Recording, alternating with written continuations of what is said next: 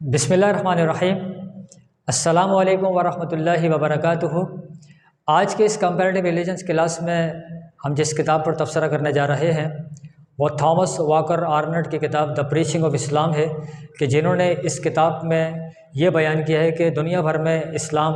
جو پیش کیا گیا ہے اس کی بنیادی وجوہات کیا ہیں اور اس کے پیچھے کار فرما جو مسلمانوں کا ایک جذبہ اور ایک شوق اور لگن تھا، اس کی وجہ کیا تھی۔ تو اسلام کے دنیا بھر میں پھیلنے کی جو بنیادی وجوہات ہیں، آپ نے کئی ایک وجوہات کو بیان کیا،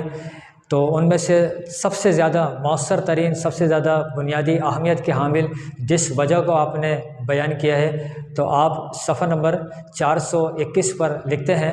Besides the institution of the pilgrimage, the payment of the legal alms is another duty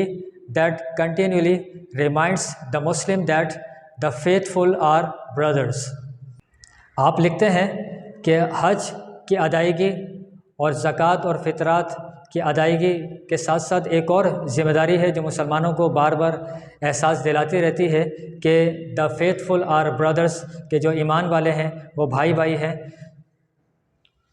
تو اس عبارت سے وہ یہ ظاہر کرنا چاہتے ہیں کہ جب دنیا بھر کے مسلمان ایک جگہ پر حج کرنے کے لیے آتے ہیں، ان میں امیر بھی ہیں، غریب بھی ہیں، گورے بھی ہیں، کالے بھی ہیں، مختلف قبائل، مختلف اقوام سے تعلق رکھنے والے، مختلف زبانوں بولنے والے، ثقافت و تہذیب و تمدن کے ماننے والے، جب ایک جگہ آ کے جمع ہوتے ہیں، اللہ اور اس کے رسول کے نام پر وہ ایک جگہ جمع ہو جاتے ہیں، تو ایک تو وجہ یہ ہے۔ دوسری وجہ یہ ہے کہ جب مسلمان دوسرے مسلمان کو دیکھتا ہے کہ وہ غریب ہے تو اس کی مدد کرنے کے لیے وہ زکوٰۃ، صدقات، عطیات، خیرات، پورا جو مسلمانوں میں جو انفاق فی سبیل اللہ کا ایک پورا ایک نظام ہے تو وہ اس کو خرچ کرتے ہیں۔ تو حج کی ادائیگی کے موقع پہ ایک جگہ جمع ہوتے ہیں تو مسلمانوں میں ایک جذبہ پیدا ہو جاتا ہے۔ جب وہ ایک دوسرے کو زکوٰۃ، خیرات، عطیات دے کے مضبوط کرتے ہیں تو مسلمان معاشرہ بہت زیادہ مضبوط ہو جاتا ہے، اور جب وہ حج کے مقام سے نکل کے اپنے اپنے دور دراز کے علاقوں میں جاتے ہیں اور وہ فکری طور پہ اور معاشی طور پہ اور تعلیمی طور پہ بہت زیادہ مضبوط ہو جاتے ہیں کہ جب وہ دنیا سے نکل کے مکہ مکرمہ میں آتے ہیں، حج کرتے ہیں، عمرہ کرتے ہیں، یہاں ملتے ہیں، اپنے جذبات کا اظہار کرتے ہیں، اور پھر یہاں سے ایک فکر لے کے جاتے ہیں کہ اسلام کو دنیا کے مختلف ممالک میں پھیلانا ہے، اور وہ مسلمان جن جن علاقوں میں رہ رہے ہیں اس علاقے میں جا کے بھی اسلام کی دعوت و تبلیغ کا فریضہ سر انجام دینا ہے۔ تو تھامس واکر آرنٹ صاحب اس اقتباس میں یہ وضاحت کرتے ہیں کہ نہ صرف یہ حج کا جو ایک فریضہ ہے،